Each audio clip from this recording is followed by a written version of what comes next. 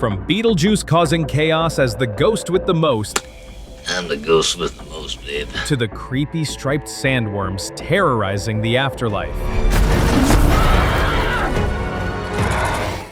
Here are 25 weird Beetlejuice facts you probably never knew. Beetlejuice. It's showtime. But not the way you think. In the earliest script drafts, Beetlejuice wasn't a goofy ghoul at all. He was a terrifying winged demon who could shapeshift into a creepy little man. Yeah, no jokes, no wacky antics, just a shape-shifting monster who could disguise himself as a creepy little man. In early drafts, he wasn't cracking one-liners. He was violent, predatory, and honestly nightmare fuel. But Tim Burton looked at that and thought, maybe too dark, and thank goodness he did. Instead, we got the Beetlejuice we know. Gross, hilarious, and somehow weirdly charming. But Beetlejuice himself wasn't the only thing that looked completely different in the earliest versions. Even the Deetz family had some surprising changes on paper, shifts that would have made their household dynamic far less spooky and far more complicated. Now, here's a twist most fans don't know. Lydia Deetz wasn't supposed to be an only child.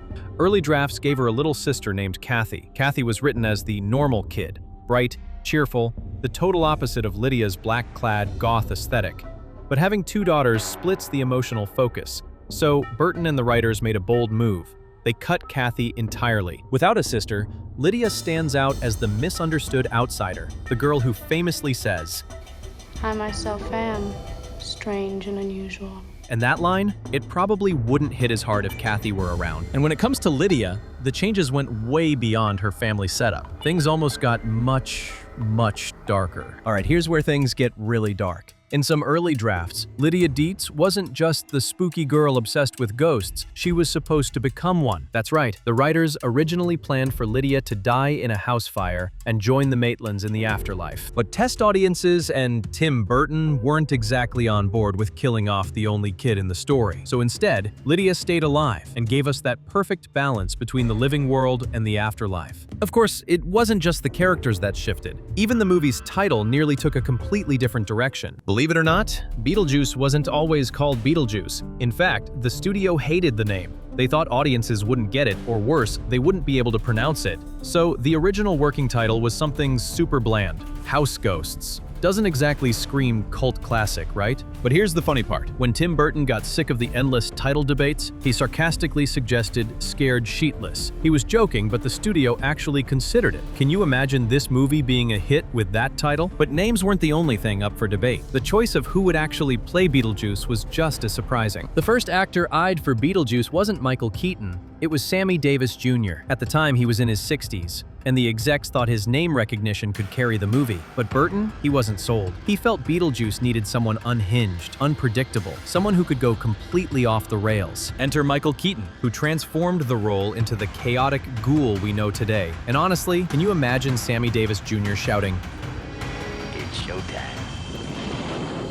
with the same manic energy? It would have been a totally different movie. And once the character finally had a face, here's the twist, he didn't actually show up as much as you'd think. Here's something that blows a lot of people's mind. The movie is called Beetlejuice, but the character himself, he's only in it for about 17 minutes total. Yep, less than 20 minutes of screen time in a 90-minute movie. And yet, Michael Keaton's performance was so wild, so unforgettable, that it feels like he dominates the entire film. Beetlejuice's surprisingly short appearance didn't just catch viewers off guard, it also left some of the cast scratching their heads. For at least one actor, the whole project seemed so strange that he began to doubt whether the movie would even work. Alec Baldwin, who played Adam Maitland,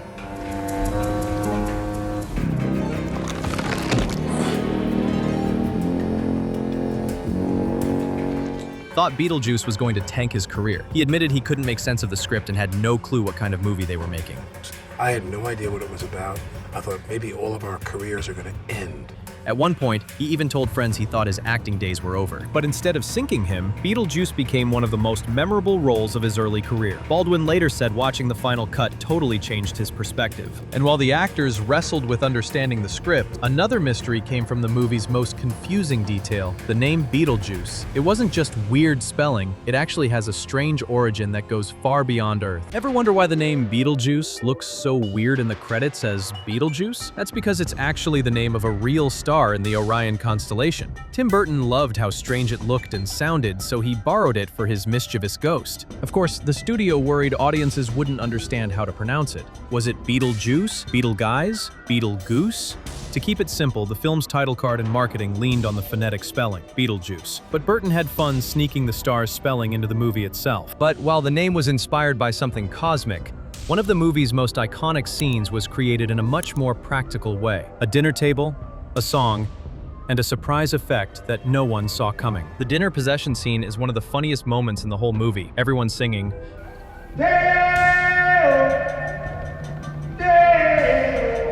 before shrimp cocktails suddenly come to life and grab their faces. But here's the kicker. Those creepy shrimp hands? 100% practical effects. No CGI, no digital tricks, just good old-fashioned puppetry. The team actually built mechanical shrimp claws that could spring up and latch onto the actors mid-song. Watching the behind-the-scenes footage, you can see how much fun it caused on set. And if the dinner sequence looked wild, the soundtrack choices were even wilder.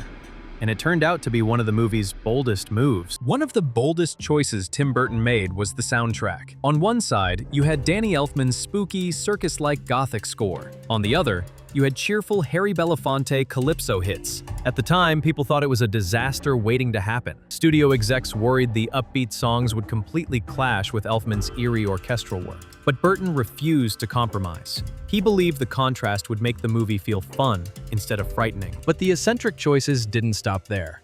Even Lydia's wardrobe was carefully crafted, with inspiration drawn directly from a real-life subculture. Winona Ryder's Lydia isn't just a moody teen in black, she's basically the poster child for goth culture. But here's the cool part. Her style wasn't random. Burton and the costume team were inspired by the people they saw at goth and alternative concerts, especially fans of bands like The Cure. The pale makeup, black lace, and oversized hats? Straight out of the underground scene of the 80s. Burton wanted Lydia to look like she didn't belong in her own family, but she did belong in her own strange, dark world. And while Lydia's appearance was pulled from the living world, the afterlife itself was built from something oddly familiar. Remember the waiting room in the afterlife, with ghosts who died in the weirdest ways, like the smoker with a crushed throat or the magician's assistant sawed in half? That wasn't just random. It was deliberately styled after the DMV. Yep, Tim Burton wanted death's bureaucracy to feel just as miserable as renewing your driver's license. The cramped desks, the endless paperwork, the long lines of lost souls.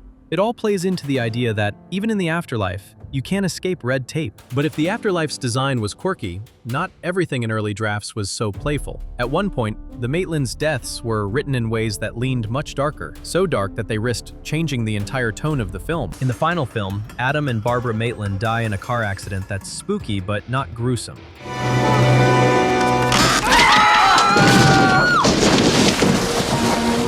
But in early drafts, their deaths were way darker. Some versions described Adam's face getting torn apart or Barbara's arm being crushed. Tim Burton realized that going full gore would kill the playful tone he wanted.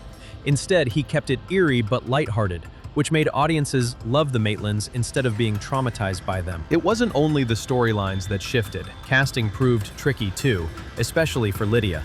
Several actresses passed on the role before it finally went to someone who embraced the weirdness wholeheartedly. Yes, Winona Ryder wasn't the first pick for Lydia. In fact, several young actresses turned the role down flat. Why? Because they thought the script was too weird, too dark, or just plain confusing. Some even worried it would hurt their careers. When Ryder got the script, though, she instantly connected with Lydia's energy. She leaned into the aesthetic, the deadpan humor, and that mix of sadness and strength that made the character unforgettable. And Lydia wasn't the only character who could have looked very different. Even Delia Deetz, Lydia's eccentric stepmother, was almost played by another Hollywood icon. Before Catherine O'Hara brought Delia Deetz to life as the wonderfully eccentric, slightly unhinged stepmom, another Hollywood star was attached to the role, Angelica Houston. Yep, Morticia Addams herself nearly played Lydia's stepmother, but Huston had to drop out due to illness and the part went to O'Hara instead. And honestly, that twist of fate gave us comedy gold. O'Hara's mix of clueless vanity and over-the-top artsy drama turned Delia into one of the funniest characters in the movie. The surprises weren't limited to the cast.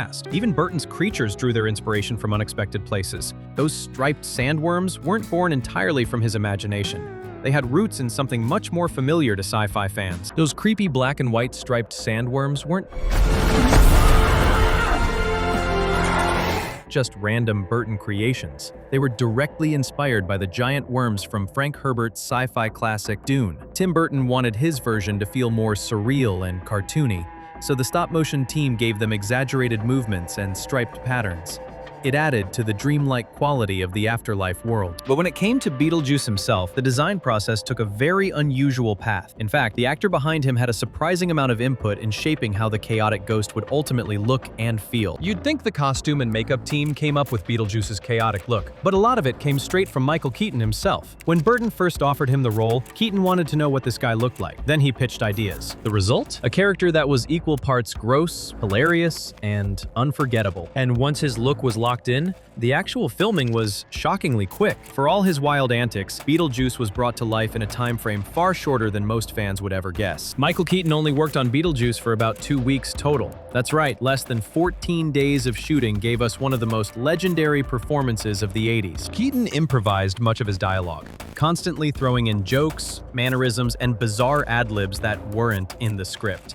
Even Tim Burton admitted that half the time, nobody knew what Keaton would do next. Oh yeah, that short screen time didn't mean a small impact. Beetlejuice's bizarre energy spilled far beyond the movie, eventually transforming into something no one could have expected. The same creepy, raunchy movie where Beetlejuice tries to marry a teenager somehow got turned into a Saturday morning cartoon. From 1989 to 1991, Beetlejuice, the animated series, ran for 4 seasons. But the cartoon Beetlejuice?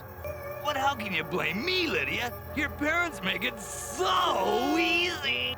Way less gross, way more lovable. Instead of terrorizing Lydia, he became her quirky best friend.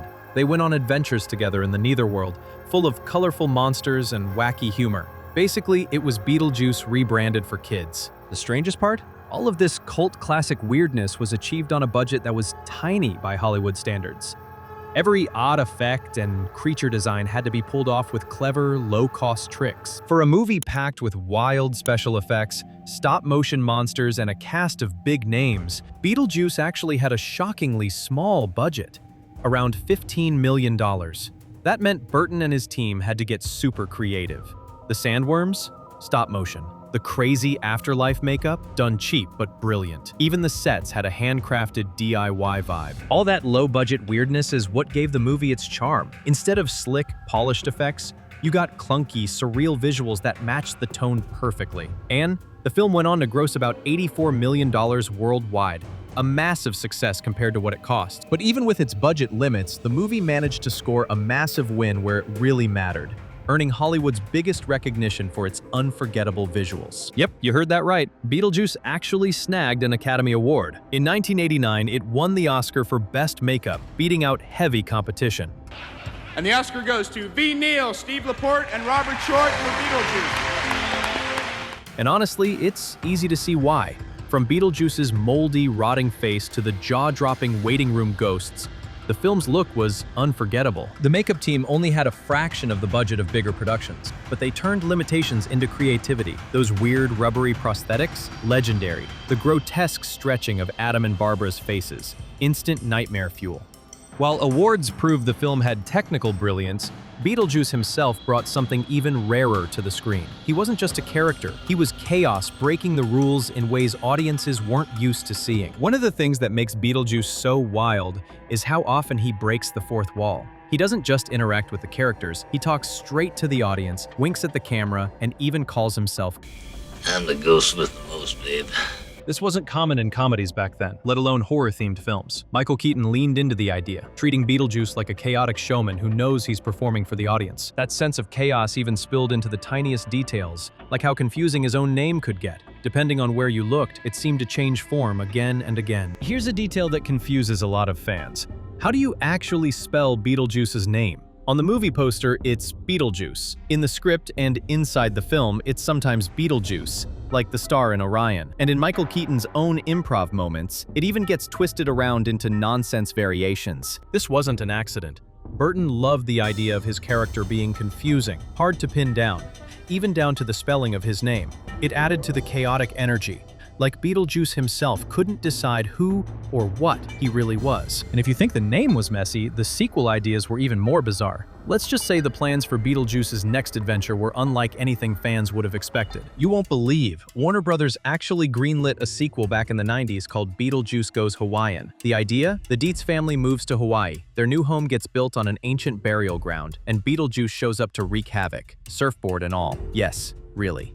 Tim Burton and Michael Keaton were both attached at one point, but the project kept stalling. Fans still joke about how ridiculous it sounds. The ghost with the most hanging 10 on a haunted wave. Eventually, the sequel was shelved for decades. While that sequel never got made, Beetlejuice's story didn't end there. For decades, the ghost with the most has refused to fade away, finding new ways to haunt pop culture again and again. One of the shocking things about Beetlejuice, it just won't die. Since the 1988 release, it spawned an animated series, video games, theme park shows, toys, a hit Broadway musical, and finally, a proper sequel in 2024.